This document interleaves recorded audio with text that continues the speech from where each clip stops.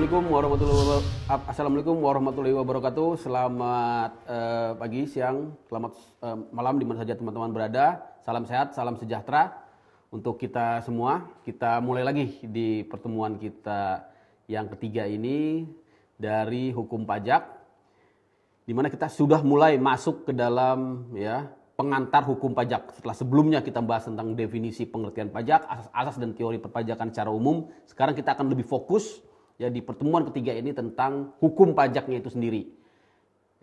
Yang pertama kali kita akan lihat dulu sumber hukum pajak itu apa sih? Sumber hukum pajak. Nah, karena kita sebagai mahasiswa hukum di dalam memaknai hukum itu kita harus tahu dulu definisi hukum. Mungkin teman-teman bisa lihat di pelajaran PIH pengantar ilmu hukum. Ini saya ulas lagi.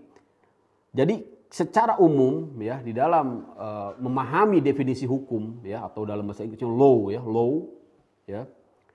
itu ada dua jenis pemahaman tentang definisi hukum. Yang pertama pemahaman secara luas, yang kedua tentunya pemahaman secara sempit. Pemahaman secara luas artinya mengartikan mendefinisikan hukum itu sebagai kumpulan preskripsi, artinya apa tuh preskripsi? Yaitu apa yang seharusnya dilakukan Nah, dikatakan juga sebagai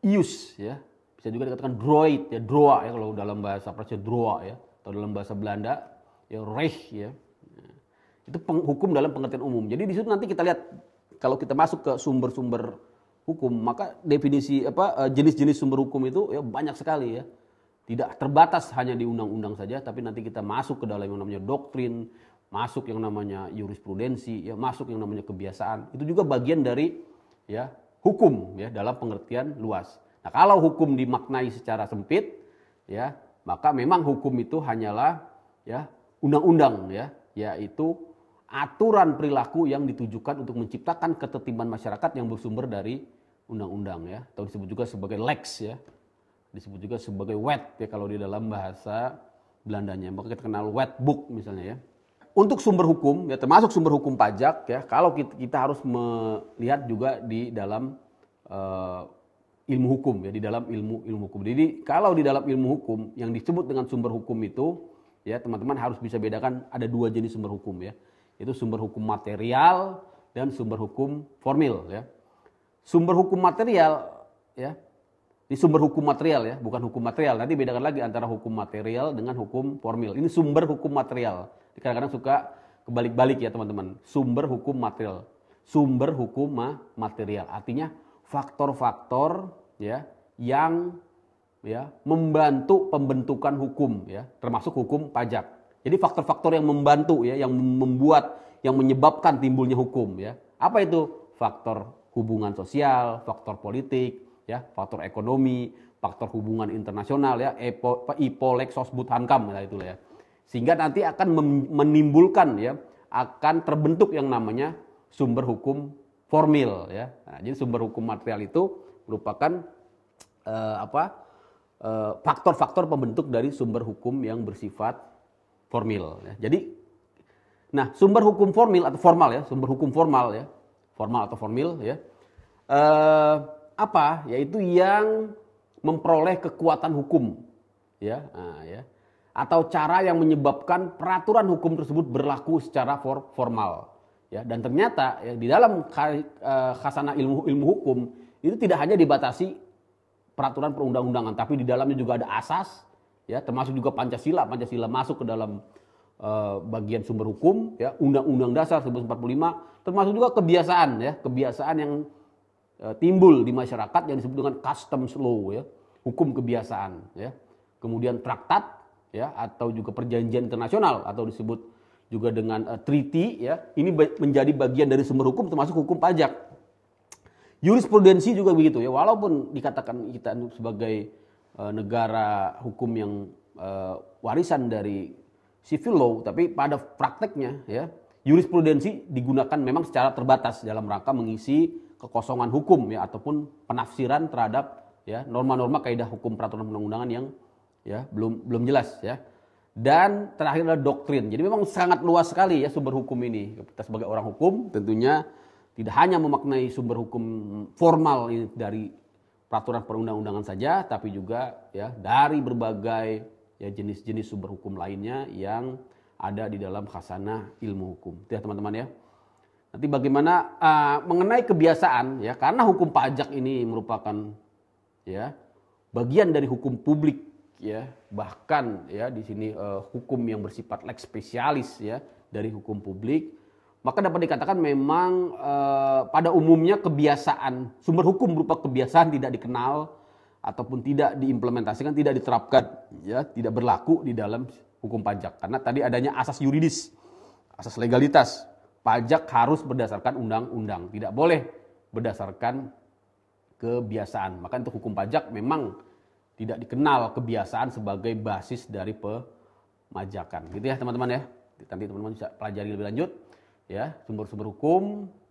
Mungkin nanti yang paling penting adalah ya Undang-Undang Dasar 1945 tentunya ya, karena di situ tercantum ya asas yuridis dari hukum pajak, yaitu pajak dan pungutan yang bersifat memaksa untuk kepentingan negara diatur dengan undang-undang pasal berapa? Pasal 23A Undang-Undang Dasar 1945 ya. Maksudnya apa? Maksudnya agar pemajakan itu tidak sewenang-wenang ya. Harus berdasarkan undang-undang karena kita pahami undang-undang itu berasal dari kesepakatan konsensus rakyat gitu ya. Jika tidak boleh ujuk-ujuk ada pajak tanpa ada undang-undang. Itu maksudnya seperti itu.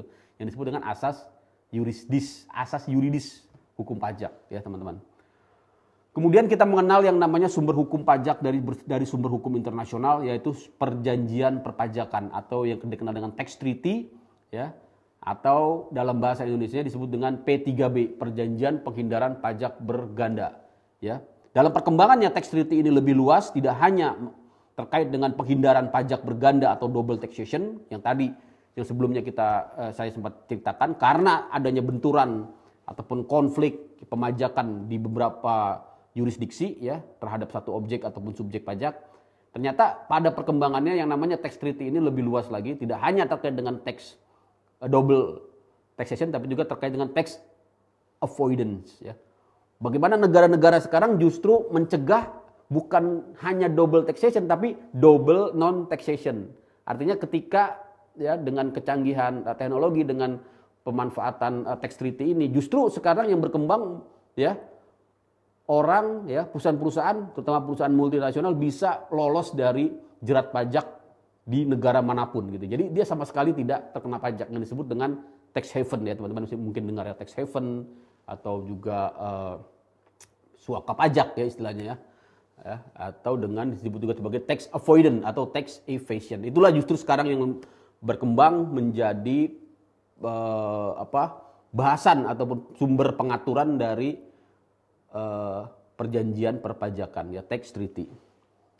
Jurisprudensi juga kita akui sebagai bagian dari sumber hukum pajak, yaitu apa? Putusan pengadilan mengenai perkara pajak, meliputi putusan terkait dengan sengketa pajak maupun putusan tindak pidana perpajakan ya. Putusan pengadilan yang terkait dengan sengketa pajak adalah putusan pengadilan pajak maupun putusan Mahkamah Agung yang telah mempunyai kekuatan hukum tetap ya, inkrah van gewisde ya, berkuatan hukum tetap dan mengikat ya para pihak yang bersengketa. Sedangkan putusan pengadilan yang terkait dengan tindak pidana pajak adalah putusan pengadilan dalam lingkup peradilan umum ya, peradilan umum maupun Mahkamah Agung yang telah mempunyai kekuatan hukum mengikat.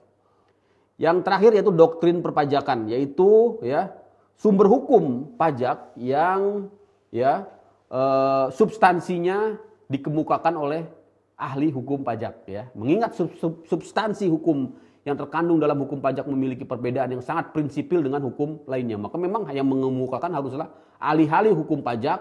Kemudian juga doktrinnya juga berbeda dengan hukum umum, karena sifat dari hukum pajak itu bersifat lex spesialis, bahkan disebut juga sebagai lex spesialis sistematis ya, karena merupakan bagian dari hukum fiskal ya yang menjadi bagian dari hukum keuangan negara ya, terutama di sektor penerimaan negara itu ya teman-teman ya. Saya kira itu ya. Berikutnya pengertian hukum pajak, teman-teman bisa baca di materi yang akan saya bagikan ya. Hukum pajak ya atau tax law ya atau belasting recht, intinya tidak lain adalah hukum yang mengatur ya tentang substansi perpajakan ya. Nah, yang paling penting ini unsur-unsur dari hukum pajak. Jadi kalau menurut Prof. Rohmat Sumitro ya teman-teman, unsur-unsur dari pengertian hukum pajak itu ada beberapa. Yang pertama mengenai wajib pajak atau subjek pajak, yang kedua mengenai objek pajak, yang ketiga mengenai kewajiban apa saja ya yang harus dilakukan oleh warga negara terhadap pemerintah atau disebut dengan kewajiban perpajakan. Yang keempat, timbul dan hapusnya utang pajak, itu nanti akan kita bahas.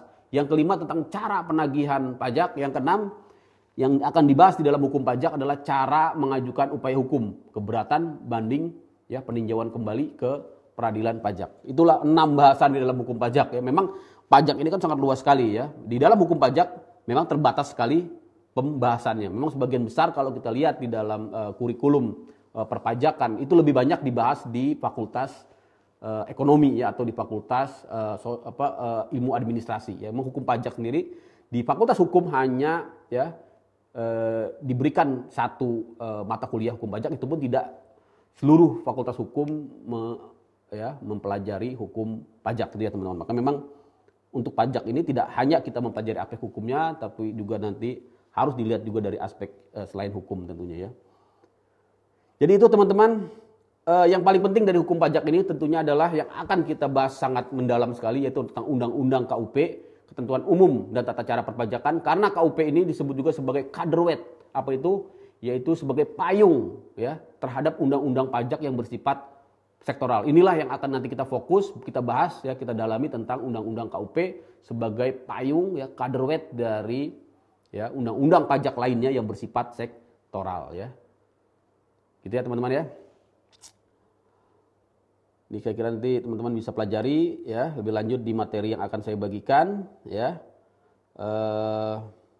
Fungsi hukum pajak yang terakhir sekali ya. Jadi berfungsi untuk ya tentunya menciptakan kesejahteraan, melaksanakan ketertiban, pertahanan keamanan dan menegakkan keadilan sebagaimana ya fungsi hukum secara umum. Bagaimana kedudukan hukum pajak di dalam tata hukum ya Indonesia ya. Kalau kita bagi ya hukum itu ada 2 tata hukum, ada 2 bidang hukum yang sangat besar, hukum privat dan hukum publik. Nah, dapat saya sampaikan hukum pajak tentunya masuk ke dalam hukum publik ya. Karena dia mengatur tentang hubungan warga negara dengan pemerintah. Warga negara ini wajib pajak dan pemerintah adalah pemungut pajak atau fiskus. Nah, ada 2 pendapat ya dari 2 profesor yang sangat masyhur, yaitu Profesor Adriani. Dia menempatkan hukum pajak ini ya di luar hukum administrasi negara. Jadi berdampingan dengan hukum administrasi negara tapi masih dalam ranah besar hukum publik tentunya. Nah, berbeda dengan Prof. Rohmat Sumitro ya yang masih memasukkan hukum pajak ke dalam hukum administrasi negara gitu ya. Makanya kalau kita lihat dalam prakteknya ya di praktek peradilan pajak itu ya berdiri sendiri ya di sejajar dengan peradilan tata usaha negara. Tapi kalau sudah masuk ke Mahkamah Agung, peradilan pajak itu kasus perpajakan juga masuk ke dalam kamar tata usaha negara. Jadi memang artinya antara hukum pajak ya beririsan ya dengan hukum tata usaha negara atau hukum administrasi negara. Nanti kita lihat juga hukum pajak juga beririsan dengan hukum pidana, beririsan juga dengan hukum keuangan negara. Itu ya mengenai kedudukannya ya. Saya kira itu ya. Untuk hukum perdata tentu saja ada hubungannya, tapi hubungannya ini dalam rangka apa? Dalam rangka sebagai dasar kemungkinan pemungutan dalam bentuk kejadian, keadaan atau perbuatan hukum ya itu berada di lapangan di lingkungan hukum perdata atau disebut dengan tatbestan. Ya. Saya kira itu ya teman-teman ya. Dan nanti teman-teman pelajari. Untuk hukum pidana intinya adalah hukum pajak itu mengandung pasal-pasal pidana, itulah hubungannya dengan hukum pidana. Dan yang paling penting terkait dengan hukum perdata, hukum pidana, hukum tata usaha negara, ya, hukum administrasi negara, hukum keuangan negara, hukum pajak ini bersifat lex spesialis, sehingga dia lex spesialis derogat legi generalis. Artinya dia ya unsur norma-normanya, ya asas-asasnya, ya pengaturan-pengaturannya harus didahulukan ya apabila mengatur yang berbeda dengan pengaturan yang umum di dalam hukum pidana, hukum perdata maupun hukum administrasi, termasuk hukum keuangan negara. Baik, saya kira itu teman-teman, ini nanti teman-teman bisa pelajari lebih lanjut tentang hukum pajak. Saya akhiri, untuk pertemuan kita ini. Assalamualaikum warahmatullahi wabarakatuh.